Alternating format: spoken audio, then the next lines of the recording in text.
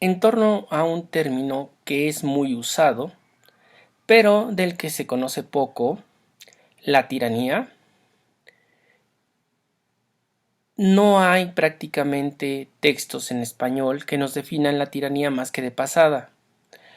Sin embargo, hay dos textos que son los grandes especialistas o de los grandes especialistas en la tiranía.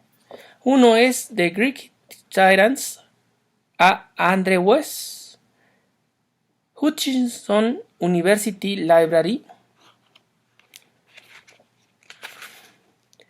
de 1956, aunque la edición que yo tengo es de 1980. Este es uno de los grandes libros sobre la tiranía. Y bueno, la tiranía ha tenido continuación en español y quiere decir otra cosa actualmente, diferente a la que tenía que ver, a lo que quería decir en el griego clásico. Tenemos también de Claude Monet, La tyrannie dans la Grèce antique, de Presse Universitaire de France. Este es de 1969 y no hay, al menos que aparezca aquí, otra edición. No tan de pasada, sino sí dedica un capítulo al punto. Historia y civilización de los griegos, dirigida por Ranuccio Bianchi Bandinelli. Orígenes y desarrollo de la ciudad, el arcaísmo. Bosch y Caria. Esta es una enciclopedia y es pues más o menos como de historia de Grecia. Abarca un poco más, por eso digo como de, porque dice, por ejemplo, Grecia en la época de Pericles, historia, literatura, filosofía y luego las artes figurativas en 2 tomos. Y orígenes y desarrollo de la ciudad, el medioevo griego y el arcaísmo. La crisis de la polis en los tomos 5 y 6, historia, literatura, filosofía y en el tomo 6, arte, religión y música. La sociedad helenística, tomo 7, marco político, tomo 8, economía, derecho, religión. Y la cultura helenística, tomo 9, filosofía, ciencia y literatura, y tomo 10, las artes figurativas. Pues es una enciclopedia muy completa, de lo mejor que hay en español. Es realmente una suerte que lo hayan traducido al español. Fue editada en 1978 y pues es creo que la única edición que hicieron. Estos tomos son maravillosos. Tenemos también algo un poquito más actual, nada más que conforme a muchos de los textos de autores españoles se queda un poco corto. La polis y la expansión colonial griega, siglos 8-6, que son los que abarca justamente esta forma de gobierno, tiranía. Este es de Adolfo J. Domínguez Monedero. Fue editado por Síntesis en la primera, no dice de cuándo es la primera edición, simplemente de cuándo es la primera reimpresión, de 1993, y el que yo tengo es la tercera reimpresión de 2001. Entonces estos son los textos que hablan sobre la tiranía. Tenemos ya la tiranía en Sófocles cuando se habla de Edipo rey o Edipo tirano. Obviamente del griego Edipo tirano. Y este es un concepto pues interesante y que no coincide con nuestro concepto actual de tirano. La que suena como I era una Y, por lo tanto tenemos una, así nos comentan muchas veces, U francesa, tyrannos. Ho, tyrannos, el tirano. Y bueno, tendríamos que empezar por aquí. Y y pues a partir de allí ver que es un tirano, a diferencia de lo que entendemos actualmente como tirano. Si tratáramos de buscar una definición de diccionario de tirano, pues tendríamos fundamentalmente una definición en donde se hablara de alguien que se perpetúa en el poder, lo cual, bueno, no era exacto en Grecia, sí había algo de esto.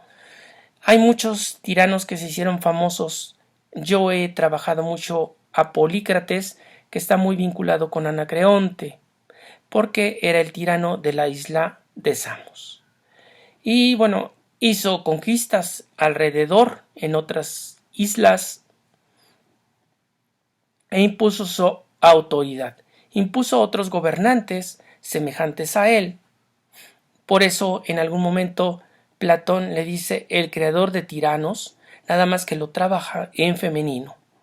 Y es como si fuera la Polícrates, creadora de tiranos. Le cambia el nombre. No explicar en este momento exactamente el punto, pero la cuestión es que como a Polícrates le gustaban los hombres jóvenes, entonces Platón se vale de la ironía y se vale de todo este juego de palabras que ya ocupaba Anacreonte para hablar de Polícrates y sus preferencias.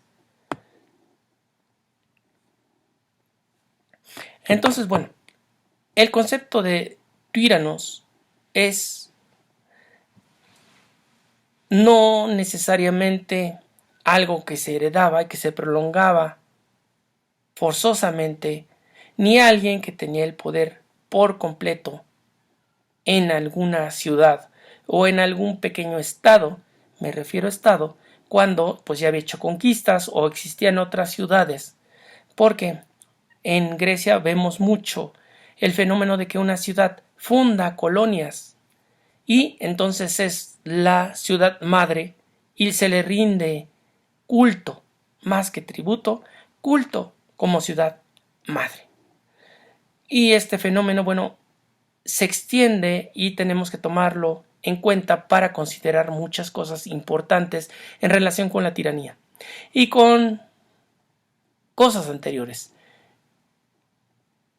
No quiero meter tanto de historia en este momento, tal vez en otro momento hablaremos de la época medieval, el medioevo griego o la época oscura, otros le llaman, en la que no había pues todo esto, ¿no?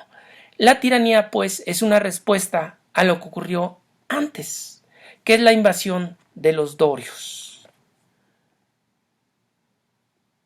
Entonces, bueno, pues este es el punto esencial con respecto a todo esto.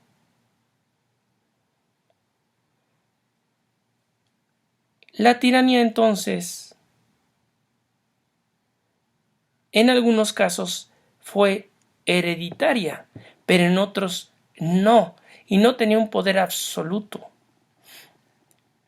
Incluso había lugares en donde había una asamblea, una bulé, así aparece también en la Ilíada, aunque por supuesto la Ilíada es muy anterior y lo que nosotros estamos trabajando, como ya lo vimos, es de los siglos 8 al 6 y abarca pues a todos los líricos griegos sobre todo. Quizá en un principio, en el principio de la tiranía, abarca incluso a Homero y a Hesíodo, pero no es completamente seguro. Esto es entonces después de la invasión de estos pueblos que vienen del norte, se desbarata toda la organización que había en Grecia y el Mediterráneo, Egipto no, y se tiene que reconstruir. Una manera de reconstruir esto es por medio pues de estas tiranías, que son las que